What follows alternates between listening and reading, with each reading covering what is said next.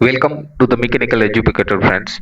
आज का ये हमारा ये तीसरा पार्ट है जो फ्लूइड स्टैटिक्स पे है। तो इससे पहले जो भी पार्ट वन और पार्ट टू आ चुके हैं उस पे जो भी थियरी हमने डिस्कस की उसके एमसीक्यू आज हमें इस पार्ट में डिस्कस करने वाले हैं। उसके बावजूद जो भी थियरी बची थी हमने कहा था कि हम कवर करेंगे, वो थियरी भी बची हुई थियरी हम पार्ट थ्री में कवर करेंगे।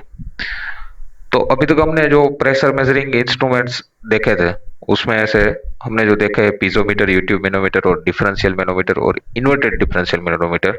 यहाँ पे हम इंक्लाइंड और माइक्रोमीटर भी कवर करेंगे और बर्डन ट्यूब और बाकी सब ये जो मैकेनिकल गेजेस है उसके बारे में भी आज हम चर्चा करेंगे इस लेक्चर में। तो स्टार्ट करते हैं हमारा लेक्चर।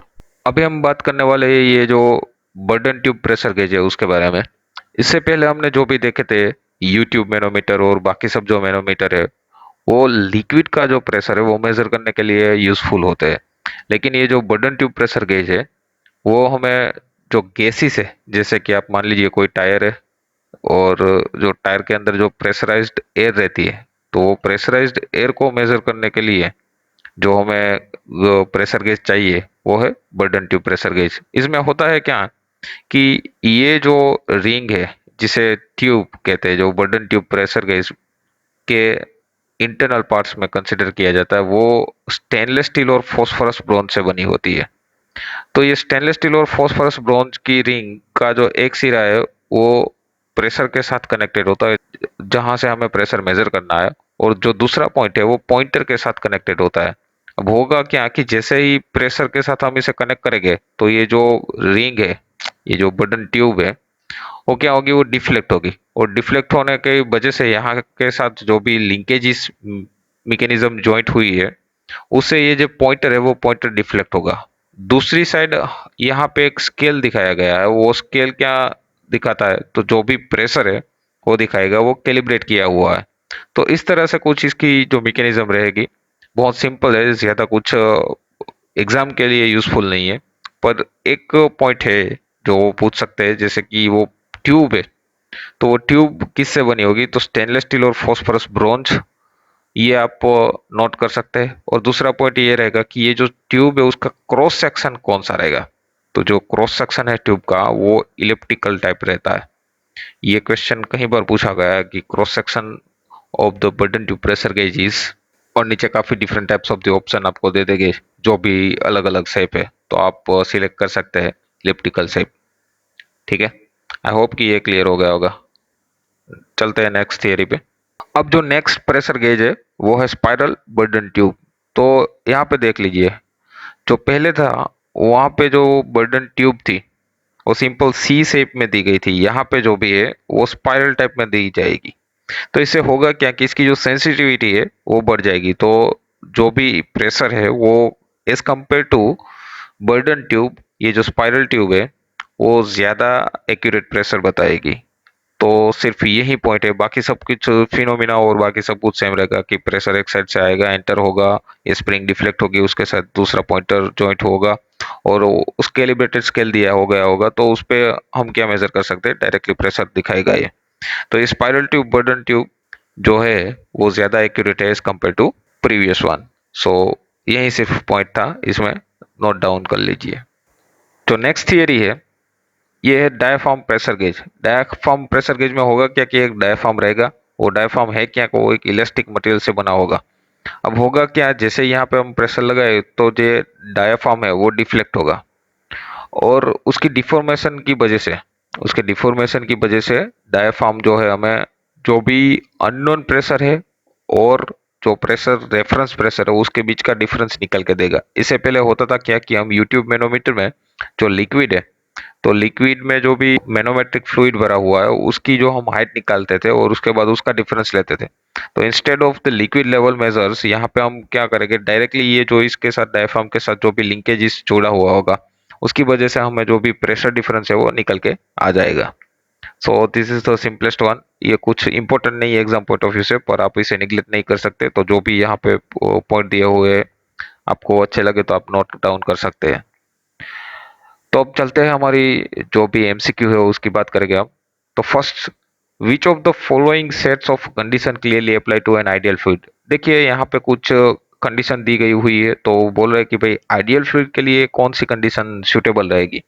तो अगर आप देखेंगे आइडियल फ्लूइड है उसके लिए जो भी कंडीशंस है वो है जैसे कि विस्कोसिटी उसकी जो भी है वो जीरो होनी चाहिए। अगर विस्कोसिटी जीरो होगी तो हमें पता है कि जो सी एस स्ट्रेस टाव है उसका रिलेशन विस्कोसिटी के साथ डायरेक्टली प्रोपोर्शनल में है, तो सी एस स्ट्रेस टाव की वैल्यू भी क्या होगी, जीरो होगी।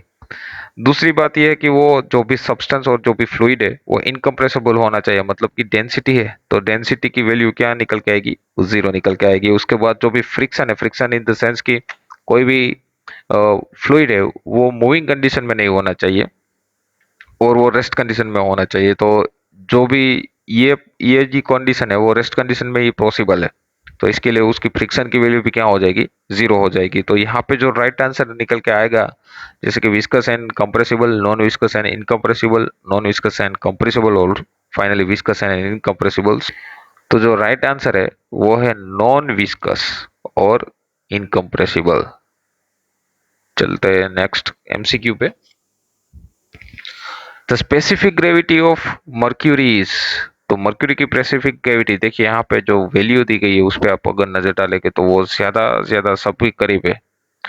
तो स्पेसिफिक ग्रेविटी के बारे में आपको पता होना चाहिए। तो स्पेसिफिक ग्रेविटी हम किसे बोलते हैं, जैसे कोई फ्लूइड है, फ्लूइड जो भी जिसकी भी हमें ग्रेविटी मेजर करनी है उसको फ्लूइड, और उसके बाद उसके डिनोमिनेटर में आएगी कोई स्टैंडर्ड फ्लूइड। तो हम स्टैंडर्ड फ्लूइड के लिए हम किसे चुनते हैं, एग्जैक्टली वाटर को, और वाटर की डेंसिटी क्या है 1000। तो जो भी स्पेसिफिक ग्रेविटी है वो क्या निकल के आएगी कि जो मर्क्यूरी की है वो है 13600, और जो भी लिक्विड है उसकी जो डेंसिटी है वो 1000, और अगर वो डिवीजन में डाले गए तो क्या होगा 13.6। तो right answer is the D. Next है the viscosity of liquid decreases with increase in temperature. तो एक पॉइंट तो ये भी है यहाँ पे हम नोट कर सकते हैं कि जो भी लिक्विड होगी उसकी विस्कोसिटी एज हम टेम्परेचर बढ़ाएंगे, अगर टेम्परेचर में राइज करेंगे तो वो क्या होगी, डिक्रीज होगी। तो ये होता है किस लिए, ऐसा क्यों होता है। तो देखिए जो जो भी लिक्विड है वो विस्कोसिटी किसकी वजह से होगी, तो जो भी लिक्विड के मॉलिक्यूल्स है उसके आपस के बीच में कोहेसिव फोर्स होता है। अगर वो कोहेसिव फोर्स डिक्रीज होगा तो जो भी वो विस्कोसिटी होगी वो विस्कोसिटी क्या होगी, डिक्रीज होगी। तो जैसे ही हम टेम्परेचर इंक्रीज करते हैं उसकी वजह से जो भी ये कोहेसिव फोर्स है मॉलिक्यूल्स के बीच में वो डिक्रीज होता है, इसीलिए। सो यहाँ पे हम देख सकते हैं कि डिक्रीज्ड कोहेसिव फोर्स उसके कारण जो भी विस्कोसिटी होगी वो क्या होगी, डिक्रीज होगी as a rise of temperature. Next है the bulk modulus of elasticity with rise in pressure. अगर हम प्रेशर बढ़ाएंगे तो बल्क मॉड्यूलस ऑफ इलास्टिसिटी पे क्या असर होगी, वो डिक्रीज होगा, इंक्रीज होगा, decrease first and after certain limit increase और रिमेन कांस्टेंट। तो अगर आप देखेंगे कि जो बल्क मॉड्यूलस ऑफ इलास्टिसिटी है उसका जो भी फॉर्मूला है वो कहता है कि direct stress upon volumetric strain. तो डायरेक्ट स्ट्रेस में हम कंसीडर करते हैं जो भी हमारा प्रेशर फोर्स है उसको, तो जैसे ही हम वैल्यू बढ़ाएंगे तो प्रेशर फोर्स, तो बल्क मॉड्यूलस को बी जो भी वैल्यू है वो क्या होगी, इंक्रीज होगी। So right answer is the B, increase.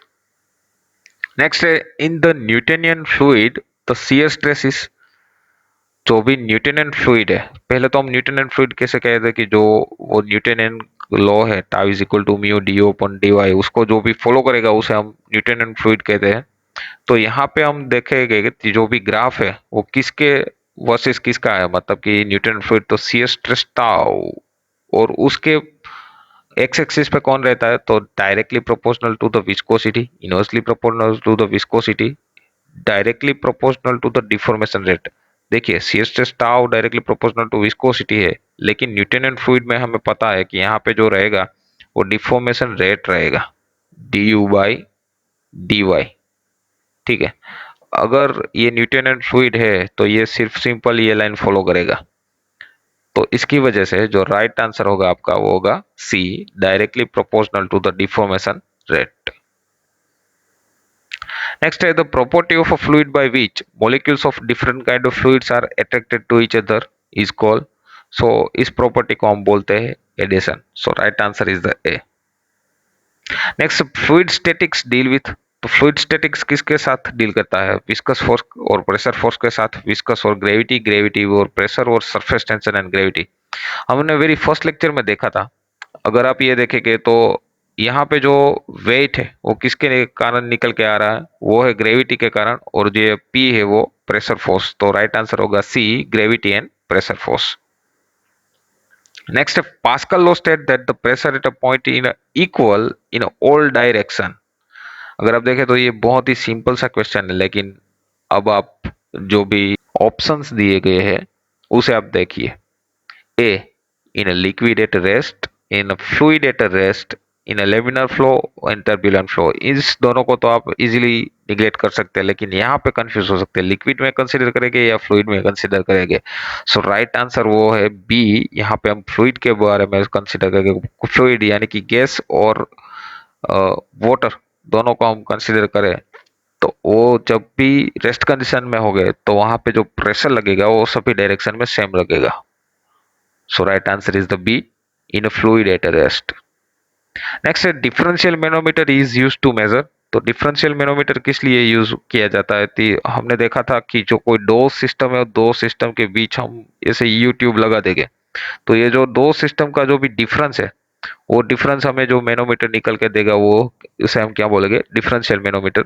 सो ये क्या देगा? Difference in pressure between two points. So right answer is the D. Next, in order to increase the sensitivity of a YouTube manometer, one leg is usually inclined by angle theta. तो हमें पता है जो incline manometer है, incline manometer में हम एक leg ऐसे इंक्लाइन कर देते हैं, जैसे रेफरेंस प्लेन है उसके साथ थीटा एंगल पे। से फॉर एग्जांपल इसकी जो लेंथ है वो लेंथ क्या होगी? एल जितनी होगी, और जो भी हाइट हमें मिलेगी वो एच जितनी मिलेगी। तो ये जो सेंसिटिविटी ऑफ यूट्यूब मैनोमीटर वो किसके इक्वल हो जाएगी? तो अगर हम यहाँ पे हम रूल लगाए थीटा वाला, वो निकल के आएगी साइन थीटा जितनी। So right answer is the A. Next है, in a Mohr circle is drawn for a fluid element. अगर फ्लूइड एलिमेंट के लिए हम अगर मोर सर्कल ड्रॉ करें, inside a fluid body at rest is would be. इसका हमने जो डिटेल एक्सप्लेनेशन हो सेकंड लेक्चर में दिया हुआ है, पार्ट 2 में आप जाके देख सकते हैं। तो जो भी निकल के आएगा वो है पॉइंट, और वो भी पॉइंट वो सेंटर पे नहीं होगा, सेंटर से दूर होगा। In a point on the normal axis, और a point on a shear stress axis. देखिए शियर स्ट्रेस की एक्सिस है, ये नॉर्मल एक्सिस है। सो राइट आंसर होगा C, a point on the normal stress axis. Fluid is a substance that, fluid कौन सा substance है? वो बहुत ही बेसिक क्वेश्चन है, लेकिन ऑप्शन देखिए। Always expand until it fills any container, cannot be subjected to shear stress, has the same shear stress at a point regardless of its motion, cannot remain at rest under action of any shear force। तो अगर आप देखेंगे तो fluid की जो भी definition है वो फुलफिल करता है option D, can not remain at rest action of any shear force। सो ठीक है दोस्तों, यहाँ तक रखेगा हम आज का लेक्चर। मिलते हैं नेक्स्ट लेक्चर में।